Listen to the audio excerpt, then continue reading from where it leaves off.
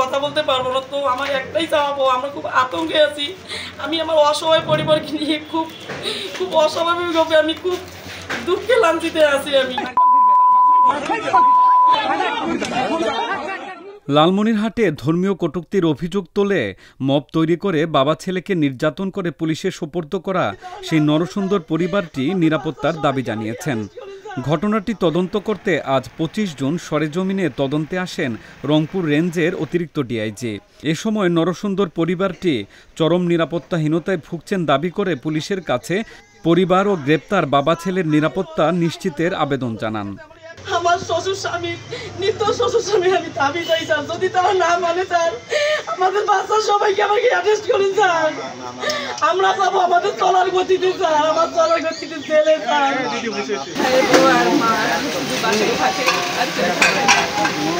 আমরা তো থাকি না সেখানে, আমরা তো অন্য জায়গায়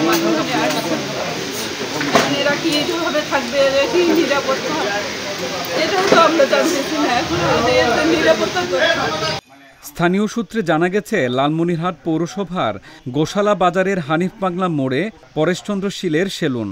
গত শুক্রবার দুপুরে ওই দোকানে কাজ করতে আসা এক তরুণের সঙ্গে হিন্দু ও মুসলিম ধর্ম নিয়ে উভয়ের রসিকতা শুরু হয়, যা নিয়ে এক পর্যায়ে বিতর্ক বাধে এবং তা তাৎক্ষণিক মিটে যায়। তবে সেই তরুণ আবার গত রোববার পুনরায় কাজ করাতে ওই সেলুনে এসে কাজ শেষে মজুরি ১০ টাকা কম দেয়, যা নিয়ে আবারও তাদের মাঝে বিতর্ক বাধে, যা অমীমাংসিত থেকে যায়। পরে ওই তরুণ বিষ্ণুচন্দ্র শীলের বিরুদ্ধে ইসলাম ধর্ম নিয়ে কটূক্তির অভিযোগ তোলে। এক পর্যায়ে স্থানীয়রা এসে নরসুন্দর বিষ্ণুচন্দ্র শীল ও তার বাবাকে এলোপাতাড়ি মারপিট করে মব তৈরি করে।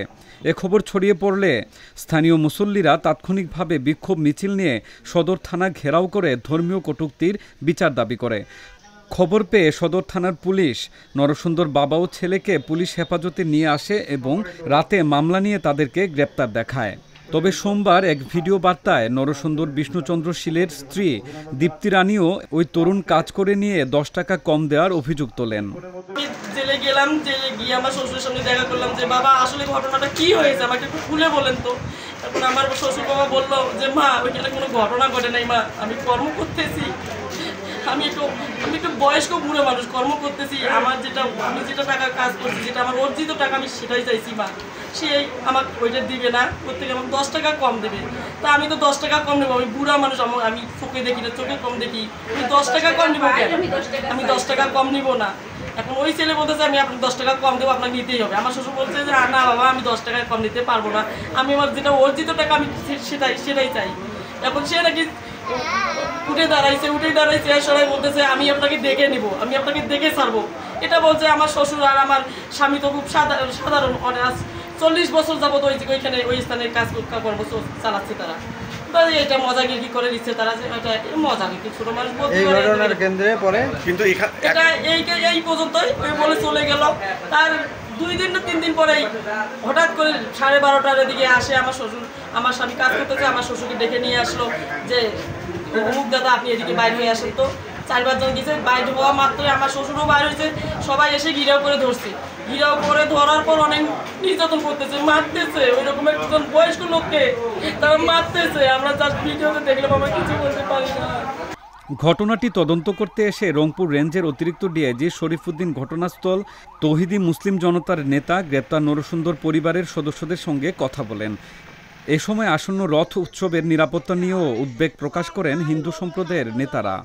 হিন্দু মুসলমানের যে সহাবস্থান, বিশেষ করে হিন্দু মুসলমান এবং পাহাড়ি অঞ্চলে মুসলমান এবং বৌদ্ধ ধর্মের যে সহাবস্থান, এটা কোনো কেতাবি বাস্তবতা না, এটা একদম একটা জ্বলজ্বন্ত বাস্তবতা যে বাংলাদেশের হিন্দু এবং মুসলমান একটা অবিভাজ্য সত্তা, এবং কোনোভাবেই আমাদের দেশের মূল স্রোত যে জনসাধারণ আছে তারা কোনো মানুষ যদি ক্ষতিগ্রস্ত হয়, তাদের জীবন সম্ভ্রমের যে স্বাধীনতা, তাদের সম্পদের যে অধিকার, এটা আমরা সবাই এটাকে পবিত্র এবং গুরুত্বপূর্ণ মনে করি।